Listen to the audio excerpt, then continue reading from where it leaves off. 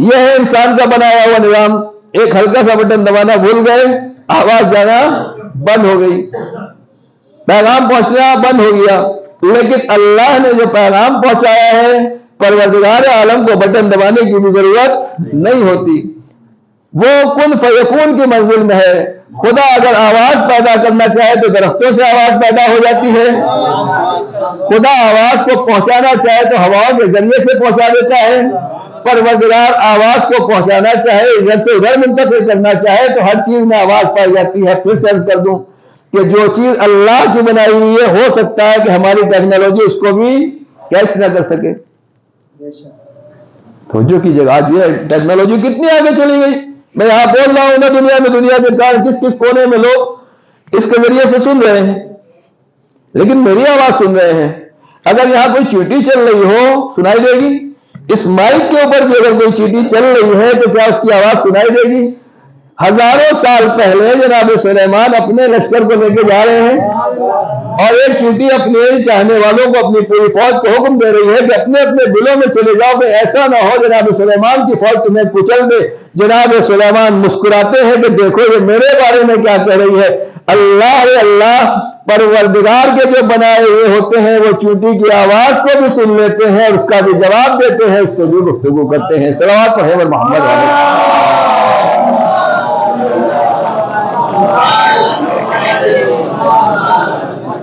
تو میں سیدھا نگرانی میں یہ عرض کر رہا تھا کہ اللہ کی بنائی ہوئی چیز کا انسانوں سے مقابلہ, انسانوں کی بنائی ہوئی چیز سے مقابلہ نہیں ہے. ہمارے بڑے سے بڑے ایٹم بم کی آپ بات کر لیجیے, ایک ایٹم بم گرے گا یا گرا تو ایک شہر کو برباد کیا, صرف خط. خدا نخواستہ اللہ ہم سب کی حفاظت فرمائے, پوری دنیا کی حفاظت فرمائے, اور جو ظالمین ہیں ان کو جلد از جلد نیست و نابود فرمائے, مظلومین کو ظلم کے شکنجے سے نجات عطا فرمائے. لیکن اگر ایٹم بم گرا تو اس نے ایک شہر کو برباد کیا, مگر زمین اسی جگہ رہ گئی, لوگ مر گئے, چیزیں مر گئی, جانور مر گئے, مگر وہ اسی طریقے سے باقی رہا. لیکن کہیں اگر عذاب الہی آ گیا تو زمین کو الٹ پلٹ کے رکھ دیا. یا اللہ کہہ رہا ہے کہ جب قیامت آئے گی تو یہ پہاڑ چلتے ہوئے دکھائی دیں گے, یہ پہاڑ دھنکی ہوئی روئی کی طرح دکھائی دیں گے. یعنی خدا کا ایک نور چمکتا ہے تو پہاڑ چکنا چور ہو جاتا ہے, زمین فلیٹ ہو جاتی ہے, پہاڑ ختم ہو جاتے ہیں, زمین و آسمان کا سسٹم بگڑ جاتا ہے. چھوٹا جو بڑے سے بڑا ایٹم بم ہے اس کی طاقت کیا ہے, اور جو اللہ کا عذاب ہے یا اللہ کا کرشمہ ہے, قدرت ہے, اس کی طاقت کیا ہے. اتنی مثالیں میں نے صرف اسی طرح لیے دی ہیں کہ اب جب ہدایت کا سسٹم ہے تو جو ہدایت کا سسٹم انسانوں نے رکھا وہ بھی آپ کے سامنے ہے, اور جو ہدایت کا سسٹم اللہ نے بنایا وہ بھی ہمارے سامنے ہے. اللہ تعالیٰ ان علینا للہدی ان لنا للآخرۃ والأولی. ہدایت کا سسٹم اور ہدایت کی ذمہ داری ہماری ہے. دنیا والے جب لوگوں کو پڑھاتے ہیں سمجھاتے ہیں تو 2-4 باتیں پڑھاتے ہیں, لیکن اللہ نے جب ہدایت کے لیے نظام بنایا تو 1,24,000 نبیوں کو وہاں سے بھیجا, اور ان کے درمیان میں جسے سب سے زیادہ منتخب کیا وہ 313 رسول ہیں. 313 رسولوں میں جن کو سلیکٹ کیا وہ 5 اولو العزم پیغمبر ہیں, اور ان پیغمبروں میں ان پیغمبروں کا جن کو سردار بنایا وہ ہمارے آخری نبی ختمی مرتبہ حضرت محمد مصطفیٰ.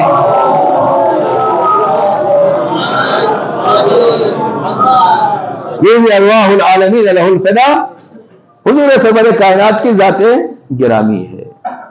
یعنی گویا اللہ نے پوری کائنات کو جب سلیکٹ کیا, انتخاب کیا, تو ان میں سے جن کو منتخب فرمایا وہ ذات گرامی پیغمبر کی ہے.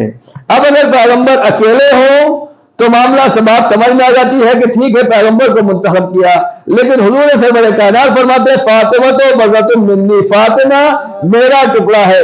یعنی وجود پیغمبر اس وقت تک مکمل نہیں ہو سکتا جب تک جناب فاطمہ زہرا سلام اللہ علیہا کو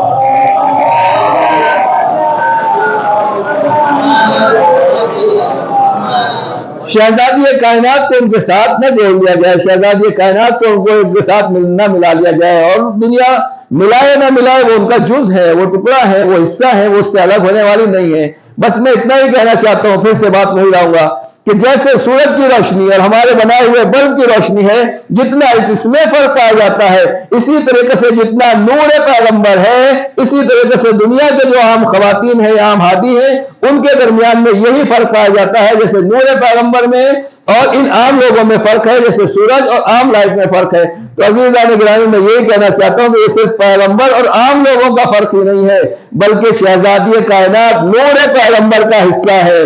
جہاں جہاں نور پیغمبر ہوگا وہاں وہاں وہ ہر ایک کے اوپر فوقیت رکھتا رہے گا، سورج کی طرح چمکتا رہے گا، اس میں نور شہزادی کائنات بھی شامل ہے۔ صلوات پڑھنے پر محمد والے محمد۔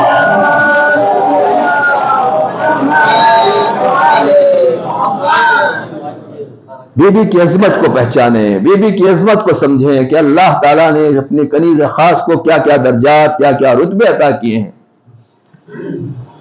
نہ ہماری اوقات ہے، نہ ہماری حیثیت ہے کہ ان چیزوں کو سمجھ سکیں، نہ اس کے بارے میں گفتگو کر سکیں اور اس سلسلے میں لب گشائی کر سکیں۔ جو اپنی اساتذہ سے سیکھا ہے، بزرگوں سے سیکھا ہے، وہ آپ کے سامنے پیش کر دیتے ہیں، بس یہی مال مجلس کے لیے اور سننے اور سنانے کے لیے کافی۔ پھر سرچ کروں گا عزیزان گرامی، میں باتیں بہت ہیں۔ یہ لائٹ جل رہی ہے، جو یہاں لائٹ جل رہی ہے اوپر دکھائی دے رہی، جو اوپر والی لائٹ جل رہی ہے وہ نیچے دکھائی دے رہی، توجہ کریں گے۔ مطلب یہ ہوا کہ جتنا بھی ڈیکوریشن گھر میں اچھی سے اچھی لائٹنگ کریں وہ نہیں دکھائی دیتی۔ اگر یہ لائٹ ہمیں دکھانا ہو، کچھ بڑی بڑی بلڈنگیں ہوتی ہیں جن کے اوپر ریڈ لائٹ جلتی رہتی ہے، وہ دور دور سے دکھائی دیتی ہے۔ کیوں دکھائی دیتی ہے؟ کیوں؟ اس لیے کہ اس کے اور ہمارے درمیان میں کوئی دیوار نہیں ہے، کوئی چھت نہیں ہے، کوئی فاصلہ نہیں ہے، کوئی رکاوٹ نہیں ہے۔ تو یہ رکاوٹ نہیں ہے، وہ لائٹ ہمیں آسانی سے دکھائی جاتی ہے۔ لیکن آپ بڑے سے بڑا ہیلوجن لگا لیجیے، بڑی سے بڑی لائٹ لگا لیجیے، سورج لا کے اپنے گھر میں بند کر لیجیے، وہ باہر والوں کو دکھائی دے گی یا نہیں دکھائی دے گی؟ کہ جو چھت کے اندر ہے وہ لائٹ دکھائی نہیں دے گی۔ اب میں یہ پوچھتا ہوں کہ یہ بتائیے کہ شہزادی کائنات نماز آسمان کے نیچے پڑھتی تھی یا گھر میں پڑھتی تھی؟ مسئلہ شرعی یہ ہے، بہرحال خواتین ہماری مائیں بہنیں بھی آتی ہیں نماز کے لیے۔ مسئلہ شرعی تو یہ کہ عورت گھر کے آخری کمرے میں جہاں کوئی نہ دیکھ سکے وہاں کھڑے ہو کے نماز پڑھے، اس جگہ مصلی بچھائے جہاں گھر میں بھی اپنے گھر والے نو اندر گھر کے قارئ بیتھا، اپنے گھر کے بالکل اندرونی حصے میں وہاں نماز پڑھے۔ اور آپ سب نماز پڑھ رہے ہیں، کسی کے بازو کھلے ہوئے ہیں، کسی کے پیر کھلے ہوئے ہیں، آپ کی نماز ہو جائے گی۔ اب یہ نہ سوچ لیں کہ مولانا نے پرمیشن دے دیے تو سب ایسے ہیں، نہیں، نماز کا بھی ادب ہوتا ہے، اس کی بھی ایک ڈریس ہے، اس کا بھی ایک طریقہ ہے۔ اچھے سے اچھے لباس میں آئیے، بہترین سے بہترین کپڑے پہن کے آئیے، جیسے آپ شادی میں جاتے ہیں، پارٹی میں جاتے ہیں، برتھ ڈے میں جاتے ہیں، اس طریقے سے مسجد میں آئیے تاکہ دیکھنے والے لگے کہ ہاں کوئی اچھی جگہ آئے ہیں، میت میں نہیں آئے ہیں۔ ہماری مسجدیں شادی خانے کی طرح ہونا چاہیے، پارٹی کی جگہ کی طرح ہونا چاہیے تاکہ آنے والوں کو اچھا لگے۔ ایسا نہ لگے کہ قبرستان میں آئے تو ہر ایک کی عجیب و غریب شکل میں خوبصورت ہو آدمی، صحیح طریقے سے ہے۔ لیکن اب خواتین کا مسئلہ جو ہے، کیا وہ ایسے نماز پڑھ سکتی ہیں؟ کانی سر سے لے کر پیر تک ہر چیز ڈھکی ہونا چاہیے، چھپی ہونا چاہیے، کوئی دیکھنے والا نہیں ہے، کوئی نامحرم نہیں ہے، گھر میں اکیلی پڑھ رہی ہیں، مگر پھر بھی چادر، یعنی ایک مرتبہ گھر کے اندر اوپر سے چادر بھی پہنے ہوئے ہیں۔ اب حدیث پیغمبر سنیے، حضور سرور کائنات حضرت محمد مصطفیٰ صلی اللہ علیہ وسلم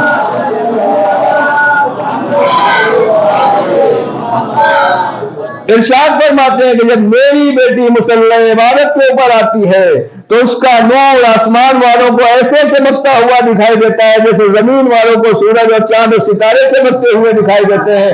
عزیزان گرامی، میں پوچھنا یہی چاہتا ہوں کہ بیوی تو گھر کے اندر نماز پڑھ رہی ہے، بیوی تو چادر اوڑھ کے نماز پڑھ رہی ہے، یہ نور فاطمہ زہرا آسمان تک کیسے جا رہا ہے؟ بس کہنے کا مقصد یہ کہ جو ہماری لائٹیں ہیں وہ گھر کے اندر رہ جاتی ہے، دیوار سے باہر نہیں نکل سکتی۔ جس کے صدقے میں سورج پیدا کیا گیا ہو، چاند پیدا کیا گیا ہو، اس کے نور کو کوئی طاقت روک نہیں سکتی ہے۔ آسمان کے فرشتے اس کے نور کو دیکھتے ہیں۔ صلوات پڑھیں محمد علیہ۔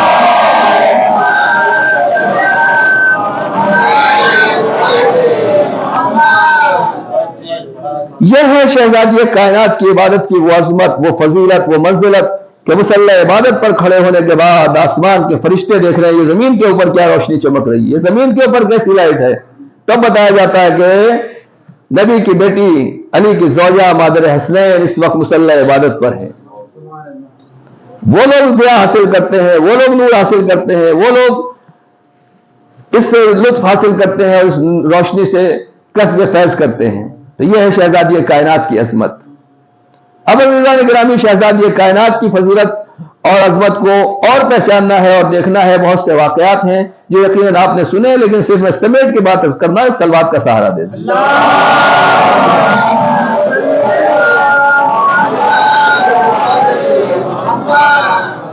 ایک ماں کی حیثیت سے بیوی کی عظمت کیا ہے، ایک عالمہ ہونے کے اعتبار سے بیوی کی عظمت کیا ہے. دیکھیے وہ چند چیزیں ہمارے یہاں بیان کی جاتی ہیں، اس کے بعد بیوی کی شخصیت کو اسی میں محدود کر دیا جاتا ہے.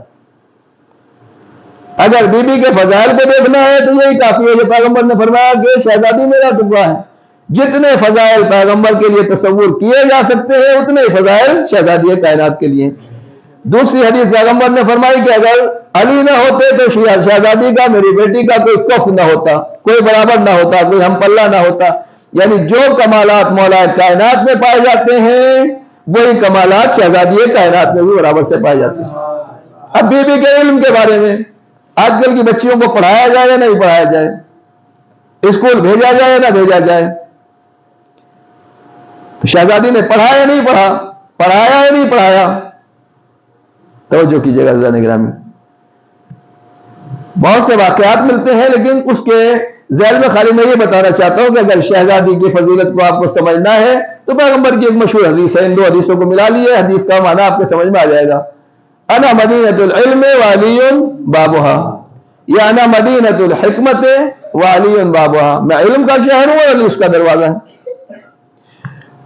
اور میں حکمت کا شہر ہوں، سٹی ہوں، اور علی اس کا دروازہ ہے. بڑے ہوشیار لوگوں نے اس کے مقابلے میں حدیث تیار کی کہ ارے بھائی ان کے لیے بھی حدیث ہونا چاہیے. کہا پھر کیا ہو؟ تو کہا پیغمبر نے معاذ اللہ ثم معاذ اللہ، بیان کرنے والے کہتے ہیں کہ گویا پیغمبر نے فرمایا کہ میں علم کا شہر ہوں، اور گویا پیغمبر نے معاذ اللہ یہ فرمایا کہ فلاں صاحب جو ہے وہ اس کی چھت ہے. انہیں یہ نہیں پتا کہ چھت جو ہے وہ گھر کی ہوتی ہے یا شہر کی ہوتی ہے. بہرحال جھوٹوں کا معاملہ یہی ہے. حدیث گھڑنے والوں کے بیچاروں کی یہی اوقات تھی. علم تھا، اگر تھوڑی بہت عقل ہوتی تو باب مدینہ العلم پہ آ جاتے، سب کچھ وہی مل جاتا. حدیث کا اظہار کرنے کی ضرورت کیا تھی؟ مگر بغض اہل بیت میں، بغض علی میں آدمی دل و دماغ خراب ہو جاتا ہے، آدمی کا کچھ حساب و کتاب نہیں رہتا. بہرحال پیغمبر نے فرمایا، ہر مسلمان تقریباً سب اس حدیث کو مانتے ہیں، جانتے ہیں کہ میں علم کا شہر ہوں، وہ فرماتے ہیں، اور علی اس کا دروازہ ہے. اب یہی ہے کہ جسے اس شہر علم میں آنا ہوگا اسے مولا کائنات کے پاس 2 مرتبہ آنا ہوگا. کیوں؟ اس لیے کہ پہلے اندر آئے گا تب بھی مولا کائنات سے ملاقات ہوگی، گیٹ پہ آئے گا. جب باہر جائے گا تب بھی مولا کائنات کے پاس آنا پڑے گا. اب میں پوچھنا چاہتا ہوں کہ مولا کائنات شہر علم میں پیغمبر کا دروازہ ہے، علی کا دروازہ کون ہے؟ شہزادی کائنات پیغمبر کے اس در کا دروازہ ہے یا نہیں؟ مطلب کیا ہے؟ آپ گھر میں بیٹھے ہوئے ہیں بیوی بچوں کے ساتھ، جیسے ہی کوئی دروازہ نوک کرتا ہے تو عام طور سے خواتین اگر اٹھ کے جاتی ہے تو دروازہ کھولتی ہیں. یعنی جو کوئی بھی مولا کائنات کے دروازے کے اوپر آ رہا ہے وہ پہلے بیوی کے دروازے پر آئے گا، بیوی اجازت دیں گی تو گھر میں داخل ہوگا، بیوی اجازت دیں گی تو گھر میں داخل ہوگا، ورنہ گھر میں داخل نہیں ہو سکتا. حتیٰ کہ صرف مولا کائنات کا اپنا ہی دروازہ نہیں، واقعی آپ سنتے رہتے ہیں آخری وقت میں پیغمبر کے گھر پہ شہزادی موجود ہے، ملک الموت آ رہے ہیں، وہاں بھی اجازت دینے والی بیوی ہی ہے. یعنی گویا بتا رہے ہیں کہ نبی کا دروازہ بھی فاطمہ زہرا ہے، علی کا دروازہ بھی فاطمہ زہرا ہے، یہ ابن فاطمہ ہے. صلوات پڑھیں محمد علیہ.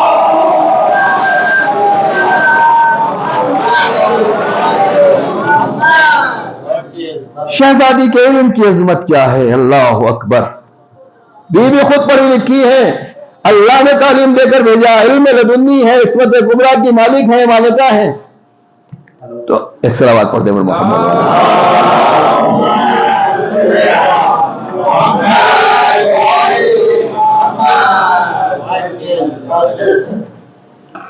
بیوی کا علم کتنا ہے، تعلیم کتنی ہے، پڑھی لکھی کتنی ہے؟ صاف بات یہی ہے کہ جو علم پیغمبر ہے وہ شہزادی کا علم، جو علم مولا کائنات ہے وہ اور شہزادی کا علم. کیسے؟ مولا کائنات بیان کرتے ہیں کہ ہر روز عشاء کے بعد رات کے وقت جب فرصت ہو جاتی تھی تو میں تنہا اکیلا پیغمبر کی خدمت میں پہنچتا تھا، جاتا تھا. روز کا معمول تھا. اور پیغمبر صبح سے شام تک جو کچھ بھی آیتیں، حکم الہی جو کچھ بھی نازل ہوتا تھا وہ مجھے بتاتے تھے کہ علی آج یہ نازل ہوا، یہ آیت اتری، یہ سورہ اترا، بیان کرتے تھے. تو ٹھیک ہے، اب ظاہر سی بات ہے کہ ہر روز پیغمبر کبھی اس گھر میں ہے، کبھی ادھر ہے، کبھی کسی صحابی کے گھر میں ہے، کبھی اپنے ازواج کے حجروں میں ہے، کبھی مولا کائنات کے گھر ہے، کبھی مسجد میں، کبھی کہیں ہے. تو مولا فرماتے ہیں کہ جب میں پیغمبر کے پاس پہنچتا تھا، جو کوئی بھی پیغمبر کے پاس بیٹھا رہتا تھا آپ کہتے تھے آپ تشریف لے جائیے، تھوڑا علی سے مجھے گفتگو کرنا ہے. سب کو اٹھا دیتے تھے. صحابہ کی بات نہیں ہے، ہماری مائیں، ہمارے جانے قربان ہو امہات المومنین کے اوپر، پیغمبر کی ان باوفا خواتین کے اوپر، ازواج مطہرات کے اوپر. عزیزان گرامی بات یہ ہے کہ مولا فرماتے ہیں کہ اگر ازواج کے حجرے میں بھی ہوتے تھے تو گھر ان کا ہوتا تھا، مگر مجھ سے بات کرتے تھے، بیوی سے کہتے تھے آپ باہر تشریف لے جائیے. کیوں؟ اس لیے کہ علم دیا جا رہا ہے، دین دیا جا رہا ہے، قرآن دیا جا رہا ہے، قیامت تک کے آنے والے حالات دیے جا رہے ہیں. لیکن مولا کہتے ہیں اگر شہزادی وہاں پر ہوتی تھی تو پیغمبر ان کو نہیں اٹھاتے تھے. میرے فرزند حسن اور حسین ہوتے تھے تو نہیں، ان کو نہیں اٹھاتے تھے. اس کا مطلب یہ ہوا کہ اہل بیت کا علم پیغمبر سے ملا ہوا ہے. یہ اہل بیت پیغمبر کے لیے غیر نہیں ہے، مگر اہل بیت اور شہزادی کے علاوہ اگر کوئی بھی ہے وہ علم اہل بیت میں شامل نہیں ہو سکتا. اس کے اندر یہ تحمل اور یہ قوت ہے ہی نہیں کہ علم رسالت کو اٹھا لے. صلوات پڑھیں بر محمد والے محمد.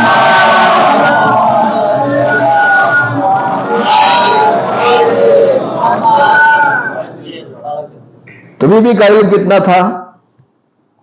بچیوں کو پڑھانا ہے، تعلیم دلانا ہے، لیکن کس طریقے سے؟ ایک مثال سامنے ہے آپ کے، اور ایک کہتے ہیں ایک چاول کافی ہوتا ہے، ایک مثال کافی ہوتی ہے. کائنات میں ایسا دوسرا نمونہ اگر کوئی پیش کر دے، اس کا آدھا بھی، اس کا 1/4 بھی، اس کا 1% بھی، تو ہم اس کو مان لیں گے. آپ سوچئے کہ ایتھوپیا کی رہنے والی افریقہ، آج افریقہ کا جو حال ہے آپ جانتے ہیں، اتنی دنیا ایڈوانس ہو چکی ہے، اس کے بعد بھی اگر افریقہ کا نام آتا ہے تو ہمارے کان کیا ہے؟ پڑھائی نہیں ہے، لکھائی نہیں ہے، کلچر نہیں ہے، تہذیب نہیں ہے، بہت کچھ. آج کے زمانے میں اتنا بیکورڈ ہے یہ علاقہ اور یہ تمام ممالک.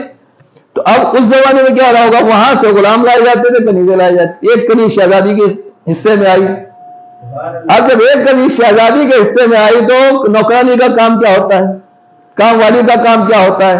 اور نوکرانی تو بہرحال اپنے گھر سے آتی ہے. کنیز کا مطلب یہ ہے کہ جس کے جان مال سب کچھ آپ مالک کو مختار ہیں. اگر وہ کچھ کما بھی رہا ہے، غلام یا کنیز کماتی بھی ہے، تو وہ اس کی مالک نہیں بن سکتی، بلکہ مالک وہ بنتا ہے جس کی یہ غلام ہے، اس کی یہ کنیز ہے. توجہ کیا آپ نے؟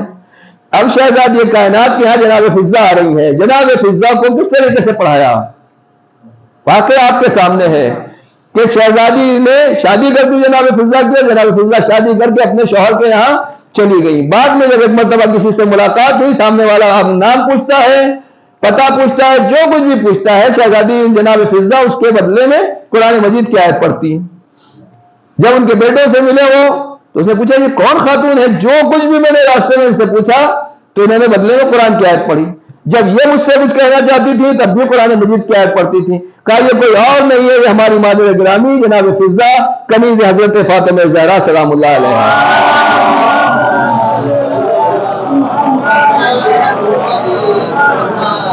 اس وقت کی روایت کے مطابق لکھا ہے تقریباً 25 سال، جو میرے ذہن میں ہے کہ 25 سال ہو گئے، 25 ایئرس ہو گئے. یہ جو کچھ بھی بولتی ہیں صرف قرآن مجید کی آیت پڑھتی ہیں، اس کے علاوہ کوئی کلام نہیں کرتی. میں یہ کہنا چاہتا ہوں کہ افریقہ سے ایک کنیز آئی کام کرنے کے لیے، گھر میں جھاڑو دینے کے لیے، برتن دھونے کے لیے، بچوں کو کھلانے کے لیے، بچوں کو پالنے کے لیے، ان کی پرورش کے لیے، شہزادی کی مدد کے لیے.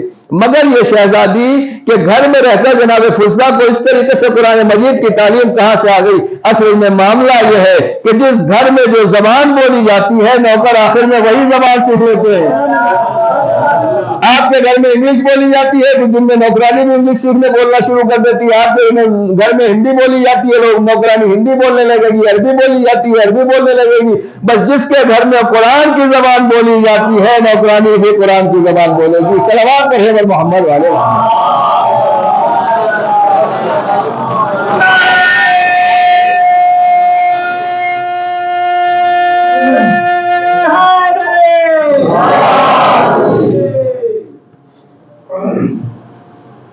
فضیلت سن لی آپ نے. کوئی ایک آدمی ہاتھ اٹھا دے. ہم سب تو غریب ہیں یہاں بہرحال، لیکن جو پیسے والے ہیں کہ جو اپنی نوکرانی کو جس نے پڑھایا ہو آج تک. پھر ایام فاطمی گزر جائیں اور ہم واہ واہ کر کے چلے جائیں. اسلام کہاں سے آئے گا؟ دین کہاں سے آئے گا؟ چلیے نوکر اور نوکرانی تو بڑے ہوتے ہیں، ان کی ایج زیادہ ہے، ان کے بچوں کو ہے کوئی پڑھانے والا؟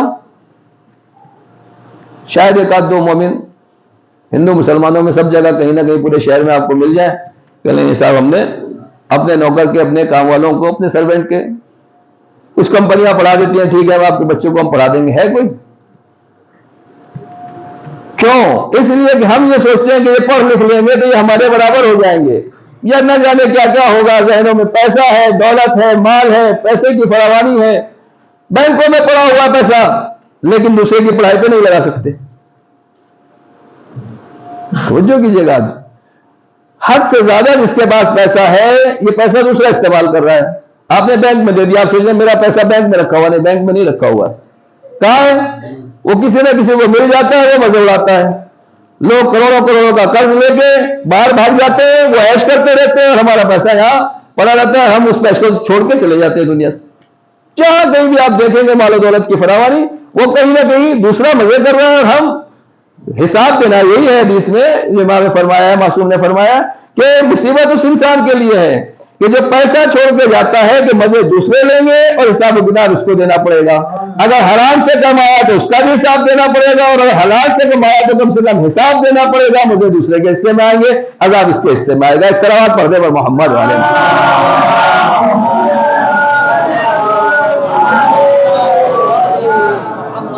یہ کردار کہاں ملیں گے؟ کون ان کو بیان کرے گا؟ کون اس کے اوپر عمل کرے گا؟ میں خود عمل نہیں کر پا رہا ہوں تو آپ کو کیا کہوں؟ نوکروں کی بات پہ چھوڑیے، نوکروں کے بچوں کی بات پہ چھوڑیے، اپنے بچوں کو ہم پڑھا رہے ہیں. کون ہے جو اپنے بچوں کو تعلیم دلا رہا ہے؟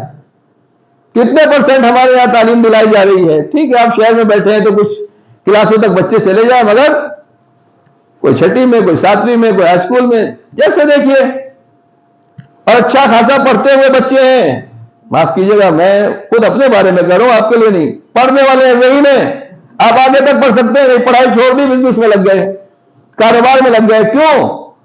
ارے مولانا اس میں پیسہ نہیں رکھا ہوا ہے، ایجوکیشن تعلیم سے کچھ نہیں ملنے والا. آج کل پڑھے لکھے لوگ ڈگری لے کے ٹہل رہے ہیں، ہم تو بزنس کرتے رہیں گے. جی ہاں، جس کے دل میں مال و دولت کی محبت ہوتی ہے وہ ایجوکیشن کو چھوڑ دیتا ہے، لیکن جس کے دل میں علم کی محبت ہوتی ہے وہ مدینۃ العلم کے دروازے پر پہنچتا ہے، اس سے پہلے نہیں رکا کرتا. صلوات پڑھنے میں محمد علیہ.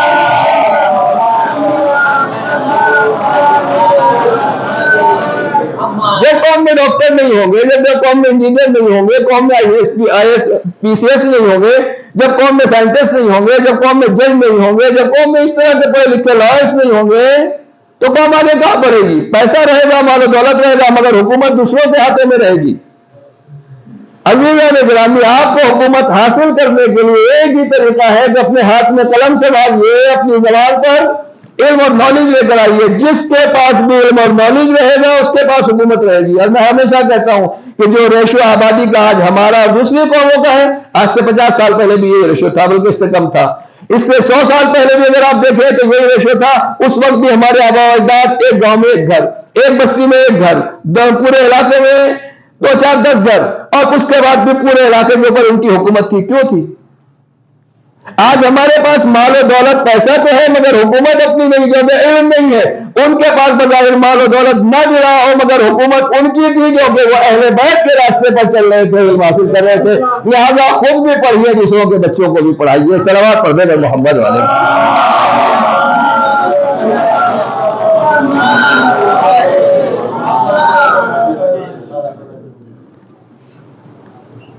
حدیث ہے واقعاً کیا کیا باتوں میں ٹاپک سے الگ نہ چلا جاؤں، لیکن بات آگے تو عرض کر دوں، میرے سامنے اتنے بچے بیٹھے ہوئے ہیں. اللہ رحم کرے اس کے اوپر. امام نے فرمایا دیکھیے عام آدمی کا بچہ اگر یتیم ہو، عام آدمی کو گزر جائے خدا نہ خواستہ اور بچہ یتیم ہو جائے، تو اس یتیم کے اوپر رحم کرنا، اس یتیم کے ساتھ اس نے سلوک کرنا، اس کا ثواب کتنا ہے آپ سنتے ہیں جانتے ہیں. لیکن اگر اہل بیت کا کوئی بچہ یتیم ہو، بابا دنیا سے گزر جائے، اور کوئی اس بچے کے اوپر رحم کرے اور اس کے ساتھ اس نے سلوک کرے، اس کا کتنا ثواب ہے نا. فرق ہے نا دونوں میں. اب امام فرماتے کہ اللہ اس انسان کے اوپر رحم کرے. دعا دے رہے ہیں امام کہ جو ہمارے یتیموں کے ساتھ اس نے سلوک کرے، اچھا سلوک کرے. کہ ہمارا آپ کا یتیم کون ہے؟ کہ ہمارا یتیم وہ ہے جو تعلیم اور ادب سے بے بہرا ہو، جس کے پاس ایجوکیشن نہ ہو، تعلیم نہ ہو، دین نہ ہو، شریعت نہ ہو. جو اس کو دین اور شریعت پڑھائے گا اللہ اس کے اوپر رحمت نازل کرے. یعنی گویا امام بتا رہے ہیں کہ ہمارا یتیم وہ نہیں ہے جس کے باپ کا سارا سر سوچ جائے. اگر باپ، دادا، ماں، نانا، نانی پورا خاندان موجود ہے مگر اس کے پاس تعلیم نہیں ہے، یہ یتیم آل محمد کہلائے گا. جو اس یتیم آل محمد کو پڑھا دے گا، ماں باپ سے آپ توقع نہ رکھیں، اجر دینے والے پیغمبر ہیں، اجر دینے والے ائمہ ہیں. صلوات پڑھ دیں بر محمد والے.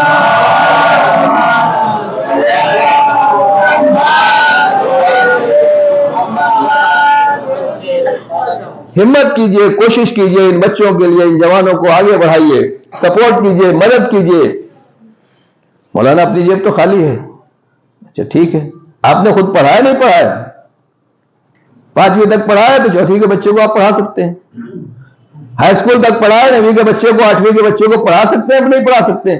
شہزادی اپنی نوکرانی کو پڑھا رہی ہے، اپنی نوکرانی کے بچوں کو تعلیم دے رہی ہیں، تو ہمیں تعلیم دینا چاہیے نہیں دینا چاہیے؟ عزیزان گرامی بات یہی ہے کہ سیرت کو نہیں مان رہے ہیں، صرف صورت اور شکل و صورت کی تعریف ہو رہی ہے اور صرف فضائل پڑھ کے ہم ایک دوسرے کو خوش ہو رہے ہیں. نہیں، اس راستے پر چلنا ہے جو راستہ اہل بیت نے بتایا. نوکروں کے ساتھ یہ سلوک ہے تو اپنے بچوں کے لیے ان کا کیا اہتمام ہوگا؟ سوچیں آپ. دنیا میں یہ سیرت آپ کو کہیں نہیں ملے گی جو نوکروں کے ساتھ اہل بیت نے رکھی. بی بی کی سیرت کو دیکھنا ہو تو جناب فضہ کو دیکھیے، اور مولا کائنات کی سیرت کو دیکھنا ہو تو جناب قمر کو دیکھ لیجئے. کیا ہے واقعہ سنا ہوا ہے. صرف دونوں کو میں ملا رہا ہوں کہ دونوں کف ہو جائے اور پتہ چل جائے دونوں کا درجہ یکساں ہے. مولا گئے سوٹ لینے کے لیے، ایک سوٹ اچھا خریدا. قمر سوچے چلو مولا کے ساتھ آئیں، کم سے کم ایک سوٹ تو ملے گا، سستا ہی صحیح، کم کوالٹی کا صحیح، وہی لے لیں گے. نیا سوٹ تو پہننے کو ملے گا، نیا کپڑا پہننے کو ملے گا. اب جو مولا کائنات نے 2 سوٹ لیے، ایک مہنگا اور ایک سستا. جب واپس آئے تو جو مہنگا تھا وہ مولا کائنات نے جناب قمر کرے مولا یہ میں پہنوں گا، یہ تو آپ کے لیے ہے. امام نے یہ نہیں کہا کہ نہیں تم غلام ہو، میں چاہتا ہوں تمہیں زیادہ اچھا دے دیا جائے. امام نے کہا نہیں، تم جوان ہو، تمہارے لیے یہ سوٹ زیادہ بہتر ہے، میں تو بوڑھا ہو چکا ہوں، یہ سوٹ میرے لیے کافی ہے. وہ کردار مولا کائنات کا ہے جو غلاموں کے ساتھ ایسا سلوک کر رہے ہیں. یہ کردار شہزادی کائنات کا ہے. جب غلاموں کے ساتھ، کنیزوں کے ساتھ ایسا سلوک کیا جاتا ہے تو کائنات میں دین اہل بیت پھیلتا ہے. اخلاق اہل بیت کے ذریعے دنیا کلمہ اہل بیت پڑھتی ہے، مولا کائنات اور شہزادی کا کلمہ پڑھتی ہے. بات یہی ہے. آج نوکروں کے ساتھ ہمارے یہاں کیا سلوک ہو رہا ہے؟ غیروں کی بات تو جانے دیجیے. جب یہ سلوک بڑھتا چلا جائے گا اور ہم اس لیول کے اوپر آ جائیں گے، اس وقت ہدایت اپنی آخری منزل تک پہنچ جائے گی. صلوات پڑھ دیں بر محمد.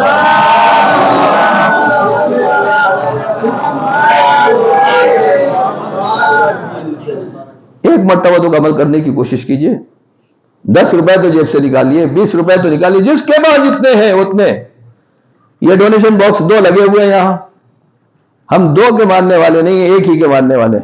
اللہ ایک ہے نا، تو ڈونیشن باکس 2 کیوں ہیں؟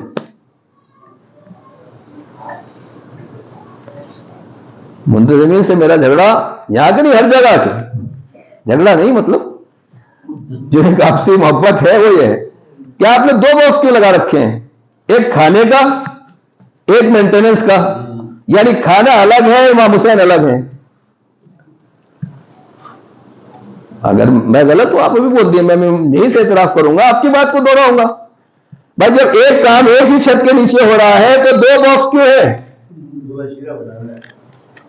ٹھیک شیرہ ہوگا تو پھر وہی انجام ہوگا کہ ایک علی بچیں گے ایک ابو طالب بچیں گے. ہمارے درمیان میں نہ علی ہے نہ ابو طالب ہے. صلوات پڑھتے ہوئے محمد والے.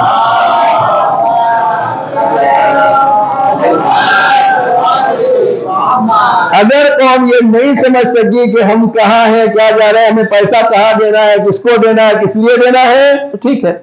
آپ نے اگر کھانے کے لیے ڈالا اوپر گیا اور اگلے دن نیچے آ گیا وہ ختم. سمجھ لیجیے گا میں کیا بتا رہا ہوں. اہل بیت علم شہزادی علم اہل بیت کے لیے علم کے لیے کیا اہل بیت نے قربانیاں دی ہے. اصل ان کا وجود ہی علم ہے. بات آگے نکل جائے ٹاپک سے نہ چلا جاؤ لیکن یہ بات کہنا ضروری سامنے آ گئی کہ دو باکس ہونے کی کیا ضرورت ہے. اس کا مطلب یہ ہے کہ ہم دونوں چیزوں کو بانٹ رہے ہیں. نہیں عزیزان گرامی پھر سے بات کر دوں کہ علی کے ماننے والے ہیں مگر سب سنتے ہیں عمل کون کرے. میں خود ہی نہیں عمل کرتا. ایک صلوات پڑھ دے محمد والے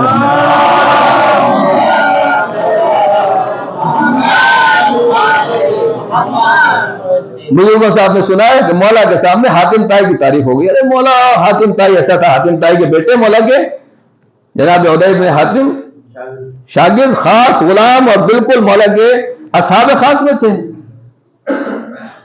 بس میں کہوں گا علی میں اور حاتم طائی میں اتنا ہی فرق ہے کہ حاتم طائی کا بیٹا مولا کی غلامی کرتا ہے. مولا سے کہا گیا کہ حاتم طائی یہ تھا اتنا دیتا تھا. کتنا دیتا تھا؟ کہ 40 دروازوں سے دیتا تھا. کہ یہ کون سی سخاوت ہے کہ 40 دروازوں سے دیتا تھا؟ کہ پھر مولا سخاوت کیا کہ تو سائل کو ذلیل کرنا ہوا. کبھی اس دروازے پر بلا رہے ہو کبھی اس دروازے پر بلا رہے ہو کبھی اس دروازے پر بلا رہے ہو کبھی اس دروازے پر بلا رہے ہو کبھی علاج کے لیے بلا رہے ہو کبھی ایجوکیشن کے لیے بلا رہے ہو کبھی کپڑے کے لیے بلا رہے ہو کبھی کمبل کے لیے بلا رہے ہو کبھی راشن کے لیے بلا رہے ہو. یہ تو ذلیل کرنا ہوا. ایک مرتبہ میں اتنا کیوں نہیں دے دیتے کہ دوبارہ آنے کی ضرورت نہ پڑے. مطلب یہ ہوا کہ الگ الگ ڈونیشن باکس رکھنے کا معاملہ ہی یہ ہے کہ ہم نے ایمانداروں کو مسجدوں کو 2 حصوں میں تقسیم کر دیا. ہمارا پیسہ ادھر لگے گا ادھر نہیں لگے گا. اس کا مطلب یہ ہوا کہ ہم یہ چاہتے ہیں کہ جو کچھ کھانے کھلانے کے لیے ہو وہ چلتا رہے. باقی جو علم کی خیرات ملنے والی ہے تو اجتماع کو تنخواہ ملے یا نہ ملے عالم کو نذرانہ ملے یا نہ ملے لائٹ جلے یا جلے ہمیں اس سے مطلب نہیں ہے. صلوات پڑھنے پر محمد والے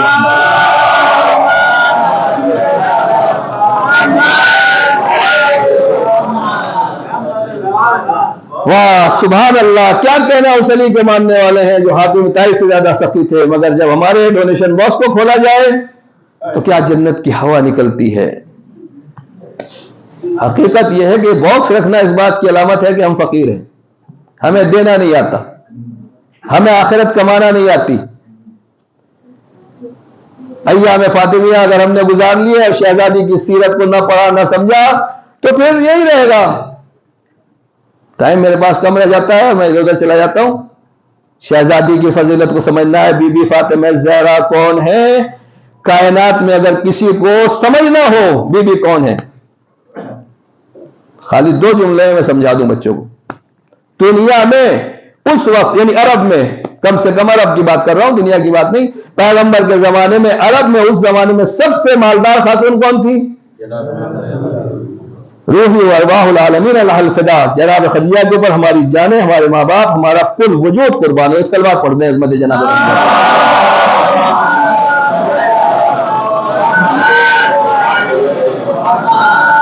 اب دوسرا سوال یہ کہ جناب خدیجہ سب سے مالدار تھی.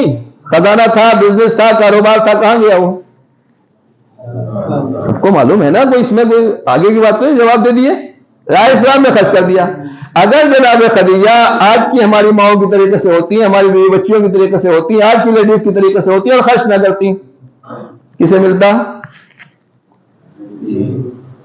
جی بی بی کا جناب خدیجہ کا جو حق تھا جو میراث تھی اگر وہ خرچ نہ کرتی کسے ملتا؟ ایک ہی بیٹی ہے نا تو شہزادی کائنات کو ملتا. کبھی کسی نے زمانے شہزادی کائنات سے سنا میری ماں تو اتنی مالدار تھی مگر کیا کروں سب راہ خدا نے دے دی میرے لیے کچھ بھی نہیں چھوڑا. میں اتنا کہنا چاہتا ہوں جو خدیجہ نے دولت دی تھی در حقیقت خدیجہ نے نہیں دی تھی جناب فاطمہ زہرا کے وجود کی برکت سے جناب خدیجہ خیرات کر رہی تھی. اللہ جناب خدیجہ کو کوثر عطا کر رہا تھا. صلوات پڑھ دیں محمد والے.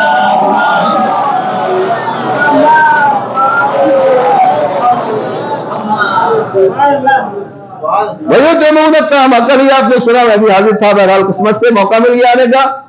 بھوکے ہیں مگر لوگوں کو کھلا رہے ہیں. یتیموں کو کھلا رہے ہیں, مسکینوں کو کھلا رہے ہیں, اسیروں کو کھلا رہے ہیں, دشمنوں کو کھلا رہے ہیں. ہم جو ہے وہ اپنوں کو نہیں کھلا سکتے, خود کو نہیں کھلا سکتے.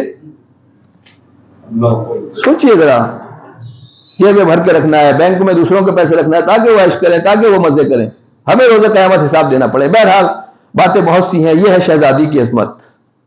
ایک بات عرض کر دوں, میں نے علم شہزادی تک عرض کیا, آج کے زمانے میں عورتیں کتنا بزنس کرتی ہیں. چلیے یہ بات بھی ہو جائے, سیرت شہزادی کو الگ الگ اینگل سے دیکھنے کی ضرورت. اب بھی اتنا عورتوں کو پڑھائی لکھائی آگے بڑھیں, پھر بھی کتنا آپ دیکھ لیجیے حساب لگا کے, زیادہ تر بزنس کاروبار مردوں کے ہاتھ میں, اور چھوٹا موٹا بیچاری کاروبار کر لیتی ہیں, مگر بڑے کاروبار وہ بھی زیادہ تر مردوں کے ہاتھ میں. آپ کو اکا دکا خواتین ملیں گی, باہر کی دنیا کی بات کر رہا ہوں جہاں عورتیں آزاد ہیں, کہ وہاں بزنس کاروبار ان کا بہرحال ان کی سیرت میں نہیں, ان کی فطرت میں یہ چیز نہیں ہے. کیا شہزادی نے بھی کبھی کوئی بزنس کیا, کاروبار کیا؟ ہم تو یہ سوچیں گے کہ گھر میں بیٹھی ہوئی ہیں, پردے میں ہے, حجاب میں ہے, کسی سے بات نہیں کر سکتی, تو پھر کیا کر لیں گی. تو اگر شہزادی نے کاروبار نہیں کیا تو پھر جناب خدیجہ کی بیٹی نہیں ہے؟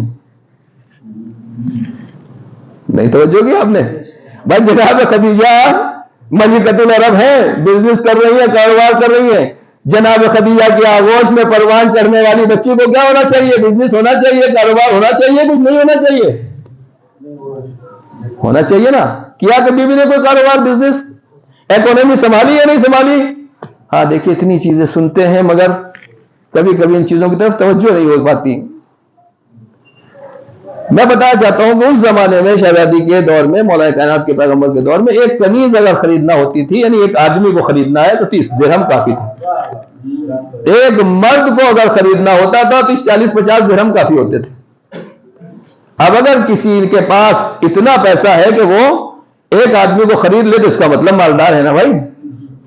یعنی اگر کوئی نوکر کو خالی تنخواہ دے رہا ہے, روز آؤ کام کرو پیسے لے کے چلے جاؤ, تو اس کا مطلب اس کے اندر خریدنے کی طاقت نہیں ہے. آپ بیٹھے ٹیکسی میں, یہاں سے وہاں اتر گئے, آپ کے پاس ٹیکسی خریدنے کی طاقت نہیں ہے مگر کرایہ دینے کی طاقت ہے. لیکن اگر آپ نے 4 ویلر خرید لیا, آپ نے ٹیکسی خرید لی, اس کا مطلب آپ کے پاس اتنا پیسہ ہے کہ آپ خرید لیں, یعنی یہ آدمی مالدار کہلائے گا. تو جو ایک غلام خرید لیتا تھا وہ مالدار کہلاتا تھا. 30-40-50 درہم اگر کسی کے پاس ہو گئے غلام خریدنے کے لیے تو وہ مالدار کہلاتا تھا. کسی کے پاس 60,000 درہم ہو, کسی کے پاس 70,000 درہم ہو, اس کا پاس کچھ ہوگا معاملہ ہے نہیں. بات یہ ہے زیزان گرامی, شہزادی کائنات کے پاس سے باغ خدک تھا. سالانہ انکم کتنی تھی؟ کم سے کم 40,000 درہم, 40,000 درہم, اور 70,000 درہم تک بتایا گیا کہ ایک سال کی آمدنی, ایک سال کی انکم 70,000 درہم تھی. اس کو چلاتا کون تھا؟ پیغمبر نے اپنی بیٹی کو دے دیا تھا. سارا اکنومی جو کچھ بھی حساب و کتاب ہوتا تھا وہ شہزادی اپنے پاس رکھتی تھی. ہم سوچتے ہیں کہ شہزادی کی سیرت میں اکنومی نہیں پائی جاتی, کاروبار نہیں پایا جاتا. شہزادی جناب خدیجہ کی بیٹی بھی ہے, پیغمبر کی بیٹی بھی ہے. صلوات پڑھنے پر محمد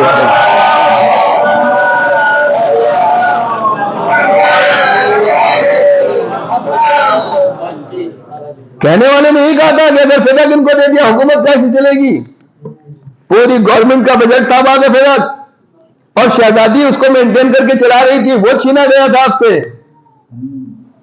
سمجھے آپ؟ یہ ہے شہزادی کی عظمت, فضیلت. اتنا بڑا سسٹم شہزادی چلا رہی تھی. کہا جاتا تھا سب مولا کائنات کیا فقیر تھے, غریب تھے؟ ذہن میں ہوتا نہیں مولا کے پاس کچھ نہیں تھا. ہاں جب جوان تھے اس وقت نئے نئے مدینے میں آئے تھے, کچھ نہیں تھا, پورا سب کچھ چھوڑ کے آئے تھے.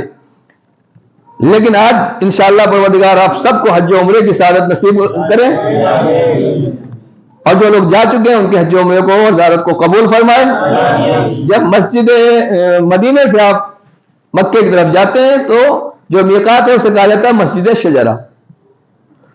اس کا آج بھی آپ نیٹ پہ سرچ کریں گے, اس کا نام ہے ابیار علی. ابیار بیر کی جمع ہے, پلورل ہے. بیر کہتے ہیں کنویں کو. آج جو بسلری اور یہ سب جس کے پاس ہے, کتنا پیسہ کما رہے ہیں لوگ, جبکہ ہر جگہ گھر میں نل ہے, سب کچھ ہے, مگر پانی کا کاروبار کرنے والے بہترین کاروبار کر رہے ہیں. نہ جانے کس نے اڑا دیا کہ پانی کا کاروبار حرام ہے. نہیں, ایسا کچھ نہیں ہے, آپ کر سکتے ہیں. علماء بیٹھے ہوئے میری اصلاح کریں گے. اس زمانے میں پانی بیچا جاتا تھا, آج بھی پانی بیچا جاتا ہے. اگر آپ کہتے ہیں کہ پانی نہیں خرید سکتے, بیچ نہیں سکتے, تو گھر کا میٹر کٹوا دیجئے. پھر اس کا بھی تو آپ بل دے رہے ہیں. تو پانی بیچا بھی جا سکتا ہے, خریدا بھی جا سکتا ہے, کوئی نہیں. آب زمزم بھی لوگ جمع کرتے تھے, نکالتے تھے, بیچا جاتا تھا, خریدا جاتا تھا. مولا کائنات کا یہ طریقہ کار تھا کہ مولا کائنات اس پتھروں میں, جیسے پونا کی زمین ہے ایسے مدینہ کی زمین ہے, تو ان پتھروں کو کھودتے تھے اور جہاں میٹھا چشمہ نکل جاتا تھا اسے راہ خدا میں وقف کر دیتے تھے. جس کے پاس ایک چشمہ ایک کنواں ہوتا تھا وہ اس زمانے کا بڑا مالدار آدمی کہلاتا تھا. کیوں؟ اس لیے کہ پانی ہے, اور جب پانی ہے کھیتی باڑی ہے, لوگوں کو بھی پانی سپلائی کر رہا ہے, تو وہ مالدار آدمی کہلاتا تھا. مولا کائنات نے 1000 کنویں کھودے اور وہ تمام کے تمام کنویں راہ خدا میں وقف کر دیے. اس زمانے سے لے کر آج تک اس علاقے کا نام ہی ابیار علی ہے. یعنی جو کوئی بھی وہاں سے گزرتا ہے وہ علی کا پانی پی کے جاتا ہے, علی کے پانی کے صدقے میں حاجی بنتے ہیں. صلوات پڑھیں محمد والے.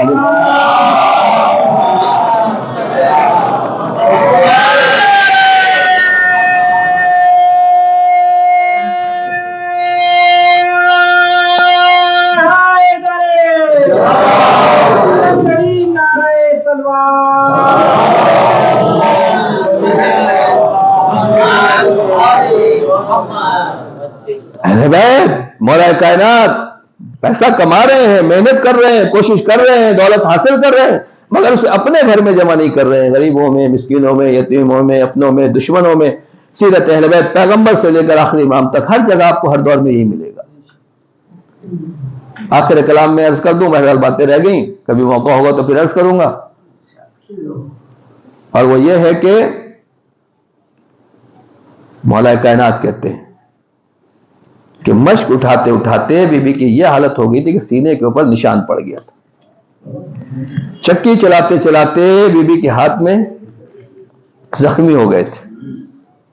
چولہا پھونکتے پھونکتے یہ حالت ہو گئی تھی گویا آنکھوں میں دھواں اور پورے بدن, پورا لباس جو ہے وہ غبار آلود ہے. جھاڑو دیتے دیتے کپڑے غبار آلود ہیں. کہا بچوں کو بھی آپ پال لیں, اتنی محنت, اتنی کوشش, اتنی مشقت, اپنے بابا کے پاس جا کے کنیز مانگ لیجیے. شہزادی گئیں, پیغمبر کسی بات میں مصروف تھے. شہزادی نے دیکھا, گردن جھکائے واپس آ گئے. کتاب میں لکھا ہوا ہے کہ صبح کے وقت, مولا کائنات کہتے ہیں کہ صبح کے وقت, کسی سے بیان کر رہے ہیں کہ صبح کے وقت ابھی ہم بستر سے اٹھے بھی نہیں تھے, پیغمبر آ گئے. دروازہ کھٹکھٹایا, میں آ سکتا ہوں, تشریف لائیے رسول اللہ, آپ کا گھر ہے.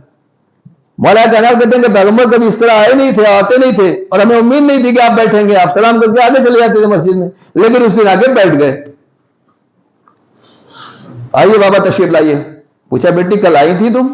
کہا ہاں بابا آپ کے پاس آئی تھی, لیکن دیکھا آپ کسی سے بات کر رہے ہیں لہذا میں واپس چلی آئی. کیوں آئی تھی؟ یہ ہے شرم, حیا, بابا کا احترام. بی بی چپ ہے. مولا کائنات نے جب بی بی خاموش نہیں کہا بتاؤ کہ کس لیے آئی تھی, تو پھر مولا کائنات نے یہی دہرایا کہ اے پیغمبر مشق اٹھاتے اٹھاتے بی بی کے سینے کے اوپر زخم ہو رہے ہیں, یعنی نشان پڑ گئے. چکی چلاتے چلاتے ہاتھ زخمی ہو چکے ہیں, لہذا یہ آپ کے پاس آئی تھی تاکہ کوئی کام والی نوکرانی کنیز مل جائے تو جو ان کی مددگار ہو سکے. پیغمبر نے جو جملہ کہا وہ یہی ہے کہ اے بیٹی اس وقت میری مسجد میں 400 لوگ ایسے ہیں جن کے پاس جن کا کھانا نہیں ہوتا. ہم کو ہر وقت کھانا چاہیے اسلام کے لیے, پھر بھی ہم کتنے بڑے مسلمان ہیں میں خود جانتا ہوں. 400 مسلمان ہیں جن کے پاس کھانا نہیں ہے اور گھر رہنے کے لیے گھر نہیں ہے, لیکن اگر تم کہو تو میں تمہیں اس سے بہتر چیز دے سکتا ہوں. بابا دے دیجئے, اس سے اچھی بات کیا ہے. دیکھیں یہ ہوتی ہے فرما بردار بیٹی. وہ کیا ہے کہ بستر کے اوپر جاؤ, پہلے 33 مرتبہ 33 بار سبحان اللہ کہو, 33 بار الحمدللہ کہو, اور 34 بار 34 بار اللہ اکبر کہو. جو تسبیح ہم پڑھتے ہیں اس کا الٹا نماز میں اس طریقے سے اور سوتے وقت اس طریقے سے بیان کی گئی. اسے پڑھ کے سو تو تمہیں طاقت ملے گی. مولا کائنات نے کہا واہ کیا کہنا کہ آپ پیغمبر کے پاس دنیا لینے کے لیے گئی تھی, پیغمبر نے آپ کو آخرت عطا کر دی. یعنی ذہن میں یہی ہونا چاہیے کہ اگر ہم کہیں دنیا لینے جا رہے ہیں, دنیا نہ ملے آخرت مل جائے تو سجدہ شکر کرنا چاہیے. صلوات پڑھنے والے محمد والے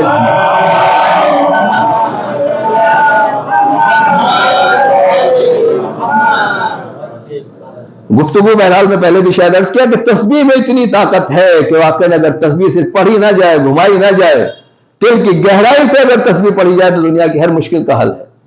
اس سے بڑا کوئی ایٹم بم نہیں ہے, اس سے بڑی کوئی طاقت نہیں ہے. یہ دریاؤں کی گہرائی میں انسان کو نجات دیتی ہے. جناب یونس کی ذکر آپ جانتے ہیں, ذکر یونسیہ. بہرحال میں یہی کہنا چاہتا ہوں کہ جو شہزادی ایک کنیز لینے کے لیے گئی, ابھی میں نے عرض کیا کنیز کی قیمت کتنی, 30 درہم, 40 درہم میں ایک عام کنیز مل جاتی تھی. جب کنیز لینے کا سوال آیا اور پیغمبر نے خود پوچھا کہ کیوں آئی, تو بیوی نے شرم سے سر جھکا دیا, کہا نہیں گیا, بیان نہیں کیا گیا. جو بیوی 30 درہم کا سوال اپنے بابا سے نہ کرے, کیا وہ باغ فدق مانگنے کے لیے, سوال کرنے کے لیے ایسے ہی دربار خلافت میں چلی جائے گی؟ کیا ایسے ہی اسی طریقے سے مسجد میں چلی جائیں گی؟ تو بی بی پھر مسجد میں کیوں گئی؟ توجہ ہے, سوال ہے نا کہ جو بی بی 30 درہم کے سوال نہیں کر رہی ہے, وہ 60,000 70,000 درہم کا سوال کیوں کر رہی ہے؟